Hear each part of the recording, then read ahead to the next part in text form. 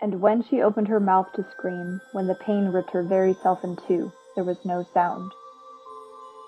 There was nothing in this place but darkness and agony and power. They would pay, all of them, starting with this cauldron, starting now. She tore into the darkness with talons and teeth, rent and cleaved and shredded. And the dark eternity around her shuddered, bucked, thrashed. She laughed as it recoiled, laughed around the mouthful of raw power she ripped out and swallowed whole, laughed at the fistfuls of eternity she shoved into her heart, her veins. The cauldron struggled like a bird under a cat's paw. She refused to relent. Everything it had stolen from her, from Elaine, she would take from it. Wrapped in black eternity, Nesta and the cauldron twined, burning through the darkness like a newborn star.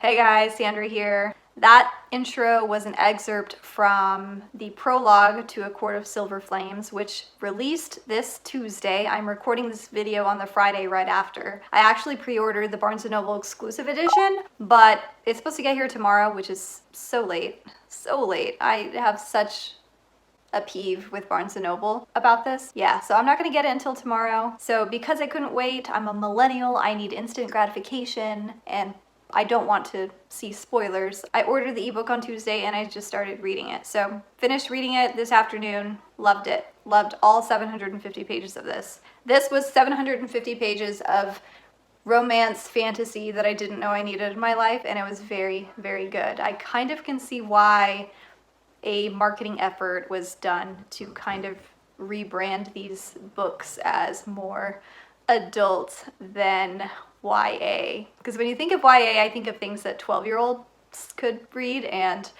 no. There were scenes in this book that no 12-year-old should be reading. This was some of the smuttiest reading I have read, even out of like purely romance genre books. And it was amazing, and I liked it. I liked every juicy page of it. Yeah, so Silver Flames, loved it. I'm going to flat out say it's my favorite book in the Court of Thorns and Roses series. I love Sarah J Maas's writing. Before reading this book, I spent like 4 days before the release day going through the previous 4 books just so that all of the side characters and leaders of the other 7 courts were fresh in my mind and just kind of jog my memory on all of the little plot lines and stuff that hadn't been resolved yet. Back to the prologue. I loved how it was done. It was the third person from Nesta's point of view, from getting shoved into the cauldron, the black water of the cauldron, and having her humanity stripped away as she's turned into a fae, as she fought tooth and nail against the powers of the cauldron and was kind of a boss bitch about it and snatched more than she was allowed to of its power from it in doing so. So I loved it. It gave me goosebumps. Nesta is a protagonist that I can get behind 100%. It just made for a really interesting read. In this book, Nesta is dealing with the trauma of experiencing the war that happened in the last book. She suffers from a form of PTSD, basically. Anytime she hears a log crackling, she thinks of her father's neck snapping. She has a lot of negative feelings and emotions and perspectives of herself that are very poisonous and makes her do things that don't respect herself, and she doesn't love herself. When we see Nesta in the beginning of this book, she is sleeping around with random strangers that she picks up at these bars, which she's getting really drunk at and is spending a ridiculous amount of money on, which is what lands her in trouble with Feyre. I mean, she's at such a low point that she's not even like bothering to eat really or bathe between these hookups with different men, and it's just not a really pretty picture. She's just kind of numb and empty and just kind of existing. So basically she's taken away, she's given a sort of ultimatum and taken to the House of Wind to work on herself as a form of therapy. So she has to train with Cassian on Illyrian fighting methods, and then she also has to work in the library at the bottom of the House of Wind where she has more traumatic memories. This book is about her basically coming to terms with what happened with her father, who she is as a person, and just trying to heal the wall that she has erected between her and her sisters and her, Amren and Rhysand and Cassian, just all of them. She doesn't have a relationship with any of them. She's burned a lot of bridges just by her very prickly and bitter and resentful and hurtful behavior. I'm here for it. Since this is a spoilery discussion, I can say I think there was enough foreshadowing in the previous book that you knew that Feyre was going to end up pregnant, and she is pregnant in this book. The fact that Rhysand was so hyper protective of her, you could tell that something was up besides just testing out Helion's shields. There were so many moments that stood out in this series. Like, this is the adult fantasy that I didn't know I needed, and I'm so glad I had it, because not only is there just so much, there's 750 pages of just trauma and healing, and there are these major themes of abuse and overcoming sexual assault and what that does to people, and how people just kind of react different ways, and how it hurts them and makes them very afraid and too scared to go out into the world and regain their lives. And I thought that the friendship that developed between Nesta and Gwyn and Illyrian, I thought it was so well done in how it showed these women, each with their own horrible tragedy that happened to them in their past, but them coming together and just supporting each other and becoming such great friends and having sleepovers and fun things like that, and then growing into these badass women who end up being like Wonder Woman in their own right. They end up getting really good at their training with Cassian for the Illyrian ways, and then start doing the Valkyrie ways. And the Valkyrie were these badass warrior women who fought alongside the Illyrians in the Great War like 5 centuries ago. But every last one of them were annihilated in that war. Every last one of them died. Nesta and her friends have taken upon themselves to kind of rebirth the Valkyries, with themselves being the first of those women. And it's a really feel-good, it just gives you goosebumps, and you want them to be tough and own themselves and to be able to stand up for themselves and each other and not be afraid of, whoever they face. And I loved that part of this book so much. Now, the other part I loved about this book was just the smut. Yes. Sarah J Maas, she is basically a romance writer who happens to plop her characters into a fantasy world.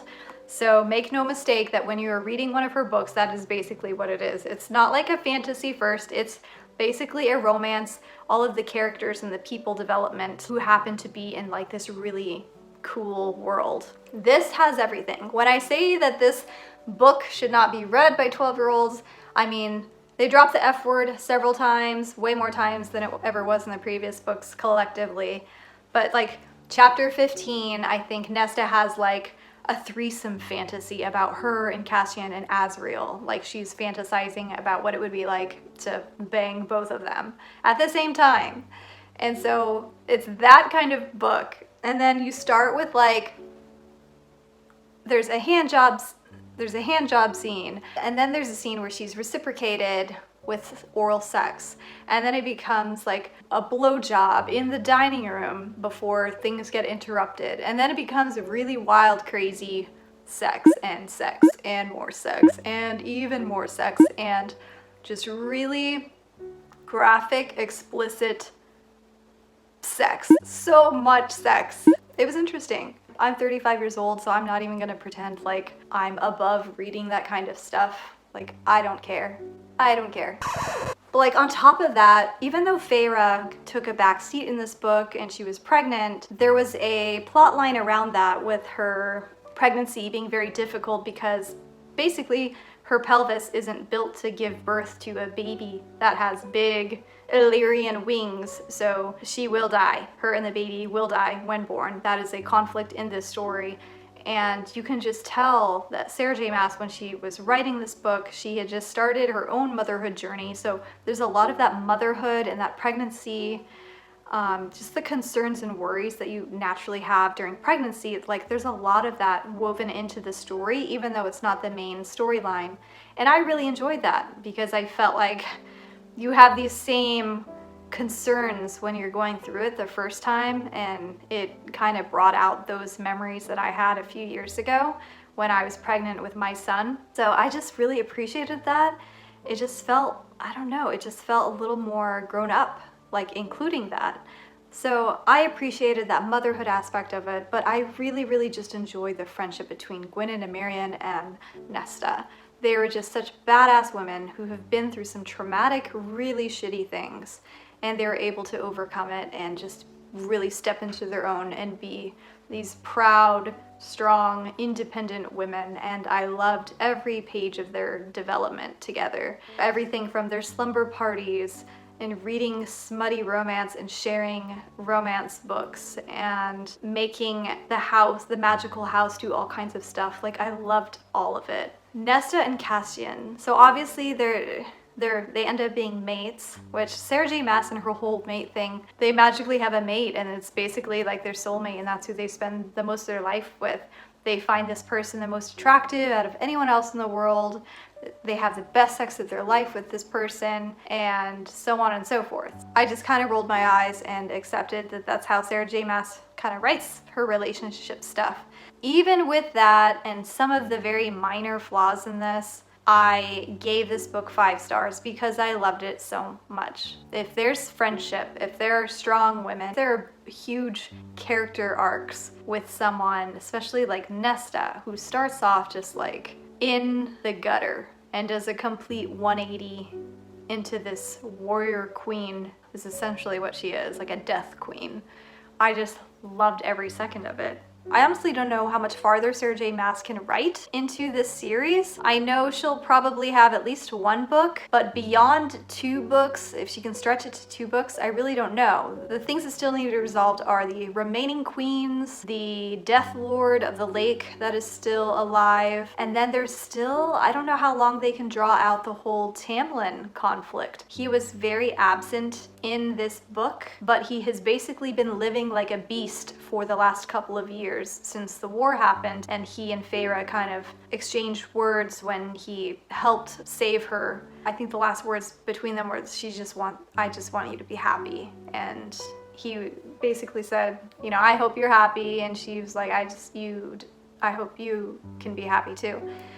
So I want Tamlin to be happy. I understand he's supposed to be like this abuser type. I feel like the transition between the end part of book 1 and the beginning of book 2, it just painted him in such a completely different light from how he's initially introduced that it was very jarring and it didn't feel natural. It was almost like he was forced into this abuser character role in the series, which I didn't really buy. So that's why I had a hard time with it, because I did like Tamlin at the very beginning. With all of this stupidity and just cruelty that he, you know, the choices that he's made, I do hope that he is able to overcome and be happy. I want a happy ending for him. So there's still the Tamlin storyline that needs to be resolved. There still needs to be the Elaine and Lucien mates that needs to be resolved. In the next book, I suspect that Azriel and Elaine will become an item,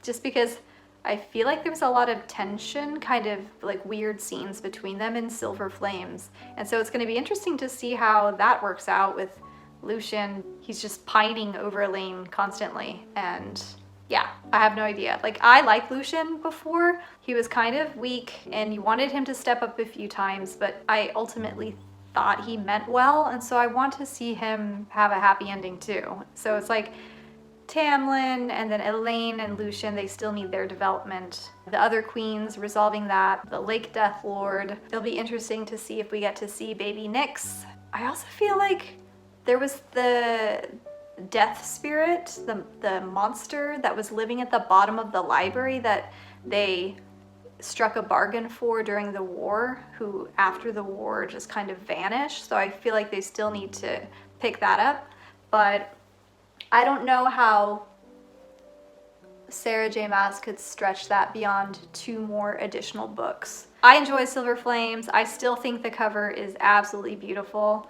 There was a scene when Cassian and Azriel took Nesta to the bog to hunt after she scries, to hunt for the mask. it gave me like horror kind of chills when she comes face to face with the Kelpie in the water and then is dragged into the water, and it's basically assaulting her face and her body as it drags her into the depths of this black bog.